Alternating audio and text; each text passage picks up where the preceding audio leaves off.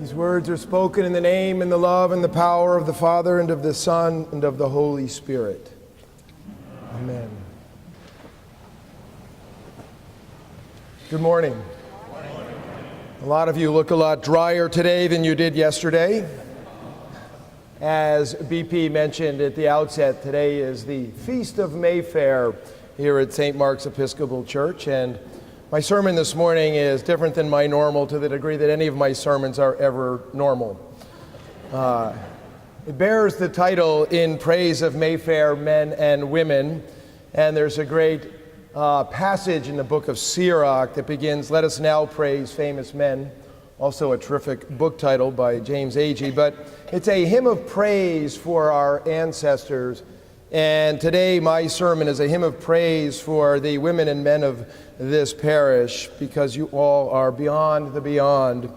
And this is a dangerous sermon, and it is dangerous because I am naming names, but the danger ain't in the name, but it's in the names that I've unfortunately left out, simply because I did this sermon on the run and I was unable to make it fully coherent, which you may well say is like most of my sermons.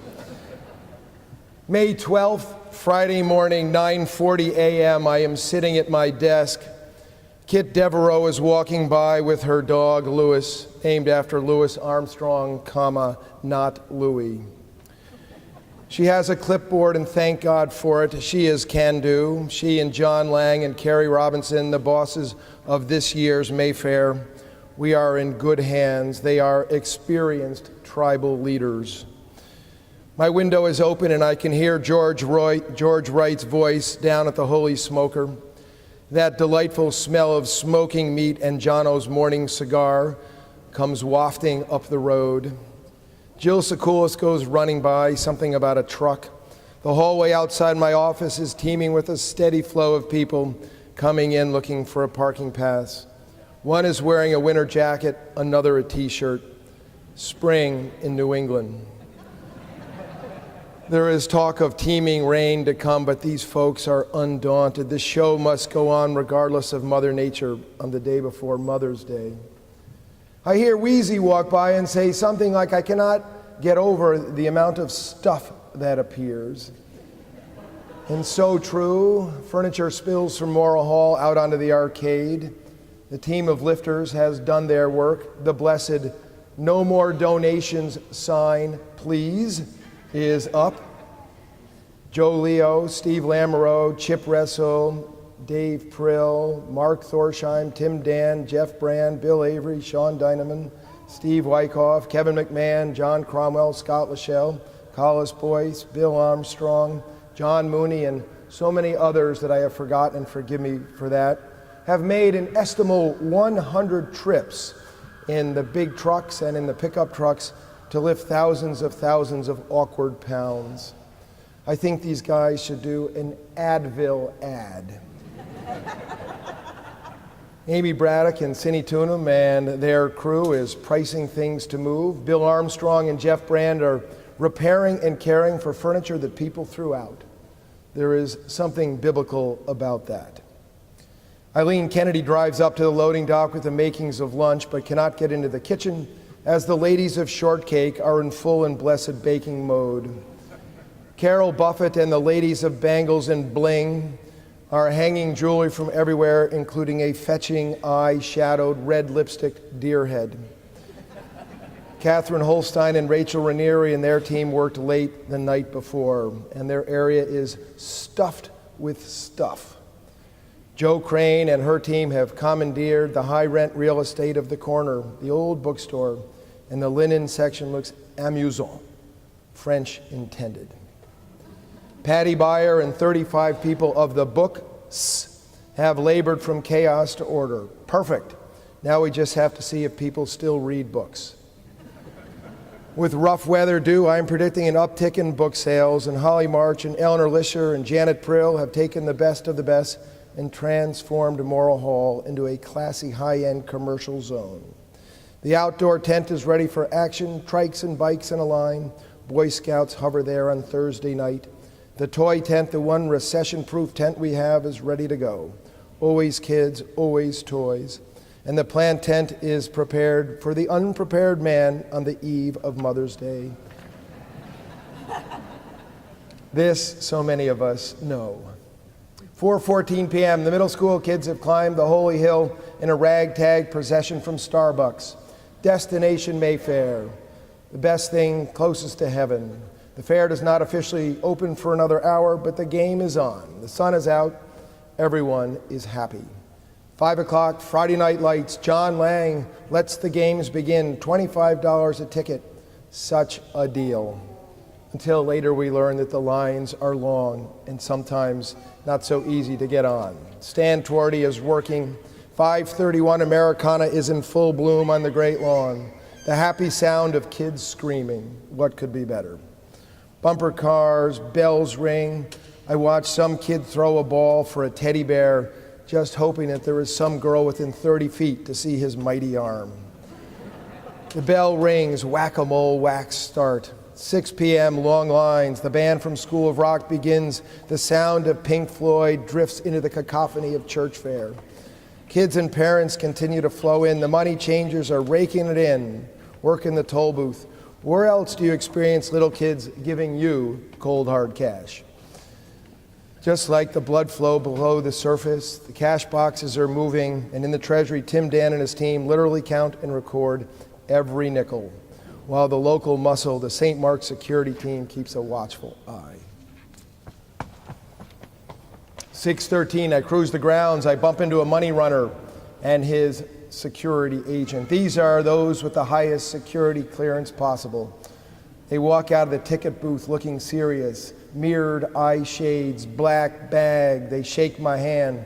There's a knowing nod, and one says, "The bag is full of money." Money for ministry, money that makes Mayfair money go to outreach and to do so much good. It's a beautiful thing. Money for groups listed on the back of the t-shirt. 8:13 p.m. It really is Friday Night Lights at this point.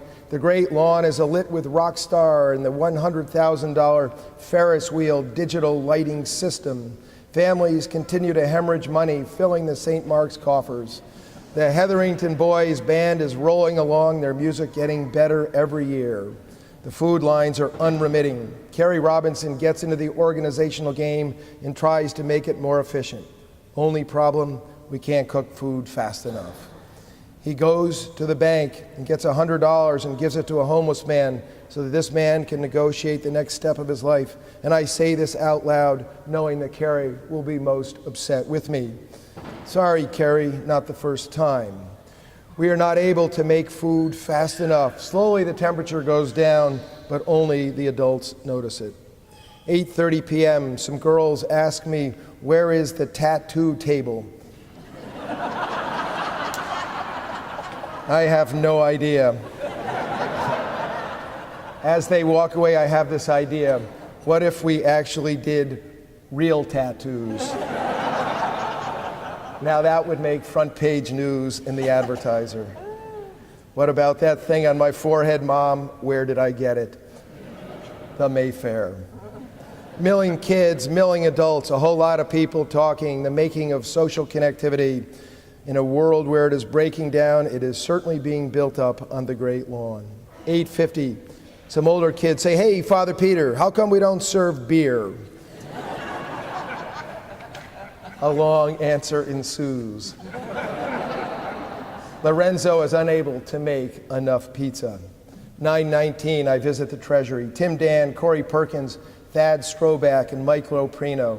The counting machines are buzzing, $115,000 and counting. Woo! I sit in the Moral Hall and start to write my update. I bump into Margot Thorsheim. She hears the number and says, thank God we did this. The church rallies, I am proud. It is awesome. 9:48, Sean Donovan stops by to give me an update. I saw him walking across the parking lot on Tuesday morning. As far as I can tell, he's been here the whole time. 10:10 p.m., Friday Night Lights are still on, but the kids are hitting the road. The adults are pooped. I pass George Wright working the street with the CERT team. They do a great job. Saturday, May 12. I think 5:38 a.m. Jennifer gets up to brew the coffee. I put a pillow over my head. 5:45, Bill Buchanan gets up to brew the coffee. 6 o'clock a.m.-ish, Jennifer gets here. A few people are lined up for the books in the White Elephant. 7:30, the early crew gathering. 7:45 a.m., Bill Buchanan is working the coffee tent. I ask about Jennifer. He tells me she brewed the first batch of coffee and forgot to put the coffee in.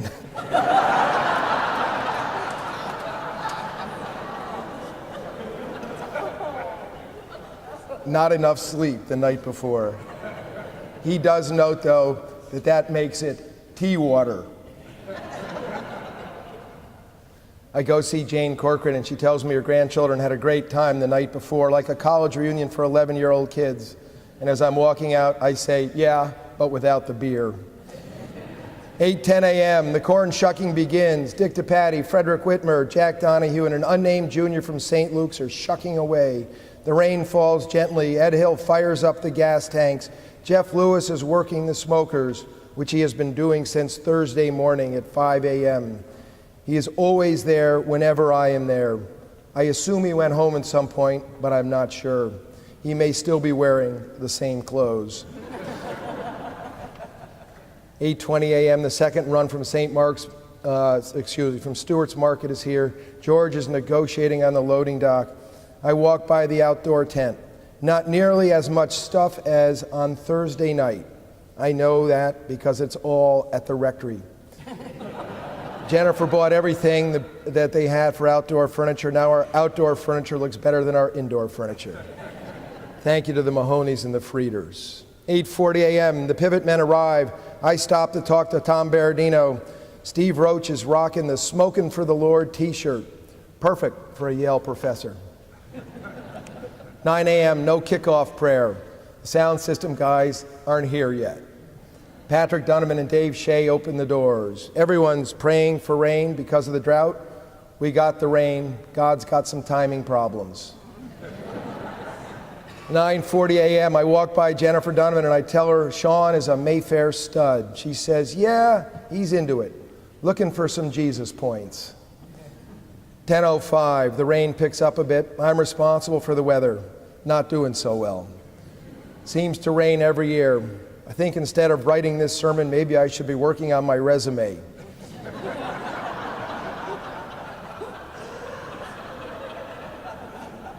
Hadley and Harrison and Nathan Miller come walking by in the rain. Hadley is shaking like a leaf and determined to hit the next ride. Only the toughest families come to Mayfair on a rainy Saturday morning. I hear more and more about the night before. I just heard about one of our faithful, a 12-year-old, having his first date last night at the Mayfair. Nothing better than that. 10:45, I go into Morrill Hall. The brown furniture that no one wants is actually moving. Thanks be to God. A parishioner stops me. We chat. I ask about someone she knows, and she tells me a story that is so painful, there are no words to respond. The only thing I can say is, I am sorry. This person then says to me, you do not know someone's pain. It's all covered over. I'm so much more compassionate now.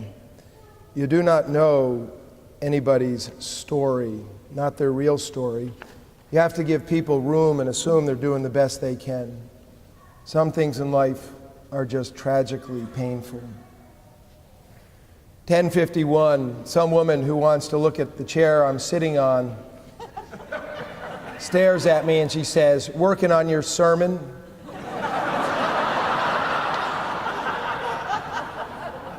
I say yes. She says, "Leaving it to the last minute, huh?" I'm insulted. A whole bunch of responses come to mind, none of which work with my collar. I tell her my sermon is on Mayfair, and she seems unimpressed. No convert there. 10:58 a.m., Amy Carroll is throwing furniture around. Little person, big strength. She looks up at me and she says, "It's all about the merchandising. We're moving product." 10:14 a.m., Pivot Ministry starts to sing under the music tent. The rain falls. There's almost no one there to hear them, and yet for everyone within earshot, all seems well with the world. It's a singing in the rain moment. The rain pours down, but there seems to be a radiant Son of God shine thing happening. And as Jesus said, let those who have ears hear. The pilgrimage women working in the coffee tent, who've been walking in the footsteps of Jesus, are swaying to the praise music. These women are already spiritually in tune with each other, and now they're in tune with the tune. The men are singing, "Worthy is the Lamb," praise music alive with the Spirit of the living Christ. Jesus raining down. The miscellany of men, some of whom are wearing plastic rain ponchos that look like see-through garbage bags, are singing of their own unworthiness. Those of us who are listening know they are the worthy ones. Blessed are the poor in spirit, for theirs is the kingdom of God. These are the living incarnations of St. Francis's adage to his brothers: preach the gospel always and use words when necessary. One of the men gets up and steps to the mic and tells his story about drinking and getting married and drinking and trying to get a job and drinking and drinking and drinking. And someone says, go to Pivot. They will help you stop drinking and get closer to God. He says it's true. Excuse me. Pastor Richard calls me Father Pete or Pastor Pete, and Eric Tunham whispers in my ear he'd never heard that one before. I tell him my nickname in high school was Pistol Pete. That's not exactly apropos of anything, but I tell him anyway. 12 noon, the bell tolls. Dick Stewart shuts down the rides for safety issues. 12:10, Susan Dunning is scanning the books in the literature section as I chat with her mother, Mary Cross, about how no one reads Henry James anymore. Mary is a Henry James scholar. Susan shows me her treasure, a 33 LP of Saturday Night Fever. Nothing better. She changes the words of How Deep Is Your Love into a devotional song. The Bee Gees go praise music. 12:40 p.m. Still hawking the meat, still hawking the corn, still hawking the dogs, still hawking the burgers, still hawking. The rain comes down. Everybody who's there is happy. 2 p.m., Jeff Brand sends me a joke about a priest and a rabbi and a minister walking into a bar. The cartoon shows 3 men walking into a steel bar and hitting their heads. It's a commentary on my job. 3:20 p.m., we're still moving product, but things are slowing down. Pastor Richard sits down with me as I'm typing. He calls me Pastor Pete. He says to me, this is his 8th year in a row, and he says, love, love, love being here. This community is beyond incredible, all on sacred ground. We have new guys every year, and every year it's so meaningful to them to be here. We just love it. 3:30 p.m., a man who has a prison book ministry comes by and fills his car, books for the incarcerated. Other books are collected for moms programs and families that have no money, and for a lot of other stuff I cannot remember. 3:40 p.m., Jill Sekulis is up on the roof cleaning out the drain. This was not in her job description, but I'm actually not sure what was in her job description. She tells me we have a drip in the high-end jewelry section. Jeff Brand sells some chairs as I'm typing away. This woman looks like she can't afford anything, so he names the price. It's the age of her son. He turns out to be 6. He sells the chairs for $6, and then he whispers in the ear, and the little boy says, "Happy Mother's Day, Mom." 4:10 p.m., Kit Devereaux stops by to say, now this is a miracle. This was supposed to be a disaster, and it just wasn't. 5 p.m., Tim Dan and Corey Perkins and Thad Stroback and Brooks Scholl are still totally focused on counting. Dave Park is in the front room eating. The men of the bitter end. Betsy Doyle is having a strawberry shortcake by herself in the counting room, and she tells me it's the first time she's gotten half price since 1971. The Boy Scouts are dismantling the book world. Patty Beyer is tired. Ted is attending to book business. He's married to it. The Boy Scouts are putting crates under the air conditioner in the Undercroft crawl space, a place the fire marshal hates to see them. One brother is teaching the other how to do it, and he says to his brother, "Robert, don't worry, there's almost no asbestos down here."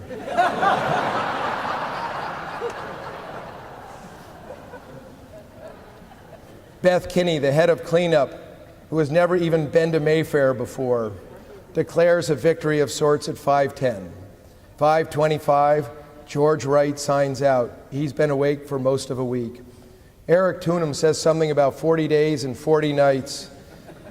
Then he sits down, and sitting sits down, and I predict that they will be in Morrill Hall in the morning. 5:40 p.m., the jokes get funnier, or maybe just dumber. Troop 70 reinforcements look like the Battle of the Bulge coming in when everybody else is pooped. Big-hearted Books comes to take away the books. That's the good news. The bad news is the truck is too small. 6:10, they tow the Ferris wheel off the Great Lawn. There are huge ruts of mud. There is something so primally satisfying when the big Ferris wheel gets to the front of the Owen Oak Ridge entrance.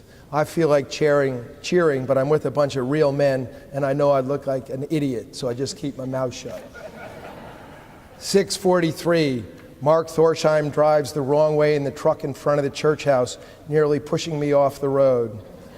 Carrie Robinson walks down the hall checking the lights. We all meet at the back steps, and Mark Thorsheim says, "I think that pretty much puts a wrap on it, the end of this year's Mayfair." So in the end, as you may know, Buddhist monks make sand mandalas of the kingdom of heaven. They slowly and meticulously use colored sand. They make a community as they work. And then they throw it all away to signify the passing nature of material things. And every year we come together to make the Mayfair mandala. We make community and then we put it all away for another year. For us, it does not represent the passing nature of things, but rather the eternal nature of things as we come around the yearly wheel of life and go into our Mayfair ritual, making community anew each year. The stuff does come and go, but the friendships and the union and the communion of all who come to work and play and eat and buy on our sacred turf of Mayfair get something that oddly enough stays with them. So blessed are those who make Mayfair, for they shall know something of the community of God.